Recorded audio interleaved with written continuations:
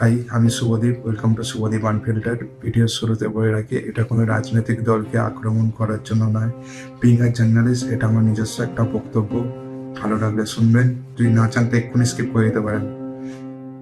So recently আমাদের দুয়ারে সরকার নতুন প্রকল্প চালু করে, যার নাম দিয়েছে বাংলা যুব সাথী প্রকল্প বেকার ভাতা 2026। সেখানে সরকার 5,000 কোটি টাকা অ্যালোকেট করে শুধুমাত্র বেকারদের জন্য। 21 থেকে 40 বছর বয়সে যারা এখনো বেকার হয়ে বসে আছে বা যারা এখনো চাকরি খুঁজছে, তাদেরকে সরকার প্রত্যেক মাসে 500 টাকা করে দেবে ব্যাংকে। যেটা খুবই ভালো কথা।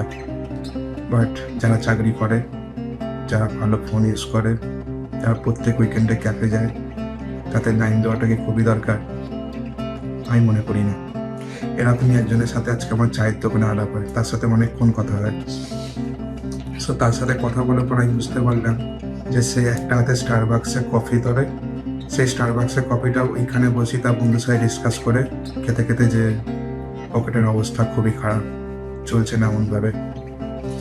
সো তার সাথে অনেকক্ষণ কথা বলার পর সে আমাকে একটা জাস্টিফিকেশন দিল, এটা তো আমাদেরই ট্যাক্সের টাকা।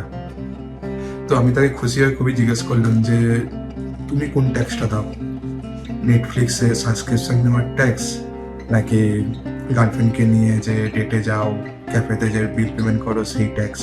সে তখন হাসলো। ঠিক আছে, আমার মনে অনেক প্রশ্ন ছিল। সরকার তো 5 টাকাতে ডিম ভাতও দেয়, সেটাও কি খাও? ঠিক আছে, তো 15 মিনিট কথা বলার পর আমি বুঝতে পারলাম যে বিষয়টা আসলে টাকার নয়, বিষয়টা হচ্ছে আসলে মাইন্ডসেট। দিচ্ছে কেন নেব না? এরা 5 টাকায় কিন্তু ডিম ভাত খাবে না, কারণ এখানে তখন তাদের ইগোতে লাগবে, প্রেস্টিজে লাগবে। হ্যাঁ, আমি এত ভালো চাকরি করে আমি ডিম ভাত খাবো 5 টাকায়? কোনোদিনই খাবে না এরা। এই ডিম ভাত 5 টাকার আর 500 টাকার মধ্যে তফাৎটা শুধু এইটুকারই যে একটা চুপি চুপি ব্যাংকে ঢোকে, কেউ জানতে পারে না, আর একটা খেলে ঢোকে দেখে হাসবে, বাবা ডিম ভাত খাচ্ছে। সো আমি সবাইকে এটাই বলবো যে যদি দরকার হয়, টাকার যদি খুবই দরকার, তবে সেই টাকাটা নাও। কারণ যেই টাকাটা তুমি ট্রিট হিসেবে গ্রহণ করবে, সেই টাকাটা কারোর কাছে একটা ট্রিটমেন্ট। যেই টাকাটা তুমি ফুর্তির জন্য খরচা করবে, সেই টাকাটা কারোর হয়তো মাসিক বাজার। সো সব জায়গায় হাত মেরো না, যদি দরকার হয় তাহলেই হাতটা মেরো। কারণ আমি মনে করি কিছু টাকা বা কিছু সুযোগ ছেড়ে দেওয়াই হচ্ছে জীবনে বড় হওয়া, বা কিছু জিনিস না নেওয়াই হচ্ছে জীবনে এগিয়ে যাওয়া।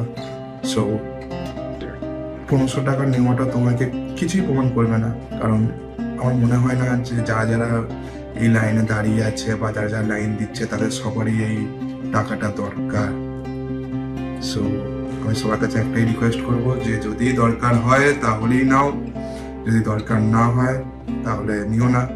আর যদি মনে হয় যে এই 1500 টাকায়, যেটা বছরে 18,000 টাকা গিয়ে দাঁড়াচ্ছে, এতে তোমাদের অ্যাম্বিশন ফুলফিল হয়ে যাবে, তাহলে আরো 5টা বছর অপেক্ষা করো।